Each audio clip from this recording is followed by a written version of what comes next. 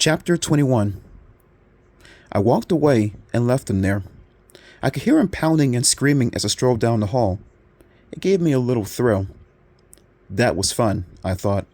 Now on to the lunchroom. I stood in line, waiting to fill up a tray with the usual cafeteria food. Then I noticed something near the door of the kitchen. A mouse? Yes, a mouse. The mouse squeezed under the door and scampered into the kitchen. I pushed open the door and followed it in. The kitchen workers were all busy serving the kids. I sneaked past them and into the huge pantry and back. Aha! I spotted the mouse hiding behind a sack of rice in the corner. Quick as a cat, I scooped up the mouse before it could even have a chance to squeak. This is amazing, I thought. I've never been so quick before. I sneaked back out to the cafeteria. I'll bet this mouse is hungry, I thought. Maybe it would like a little soup.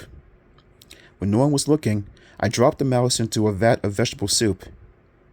Eat up, kids, I whispered.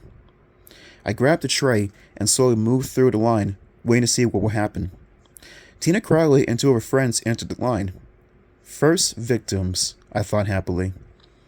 The lunch lady dipped her ladle into the vat of soup. She spooned it into a bowl and handed it to Tina. Tina zipped through the line and sat down with her friends. I followed and perched nearby. I watched Tina dip her spoon in the soup and bring it to her lips. The mouse popped his head up and squeaked. Tina's scream shook the walls. I laughed. The mouse squeaked again and did a breaststroke across the soup bowl. Tina screamed again. Her friends dropped their trays and ran from the lunchroom, shrieking their heads off. The whole room was in a panic. Dripping with soup, the mouse leaped off the table and scampered across the floor. Everybody looked so funny. The ladies who served the food were shrieking and swatting at the mouse. Kids dropped their lunches and ran screaming out of the lunchroom. Now I understand, I thought as I watched the whole school turn upside down. Now I know why Anthony's always doing mean things to people. Because it's so much fun. The house was empty when I got home after the afternoon. Mom was at work. Where's Amanda? I wondered. Then I remembered she had a soccer game that afternoon. So nobody's home, I thought, glancing around for something to do. I think I'll go up to Amanda's room, I decided. I promised to help her arrange her Barbies, didn't I? The Barbies lay in a tangled heap on Amanda's bed.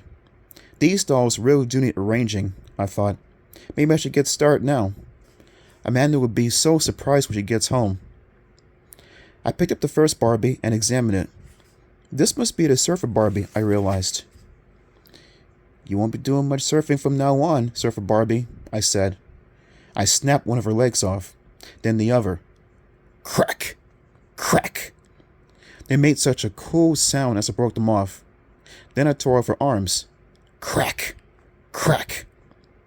I tossed the doll on the floor and picked up the next one. You must be the Dr. Barbie, I said. Okay, Dr. Barbie, see if you can heal this. Crack! Crack! I love that sound, I thought. I ripped the arms and legs off every single doll. Crack! Crack! And I laughed the whole time.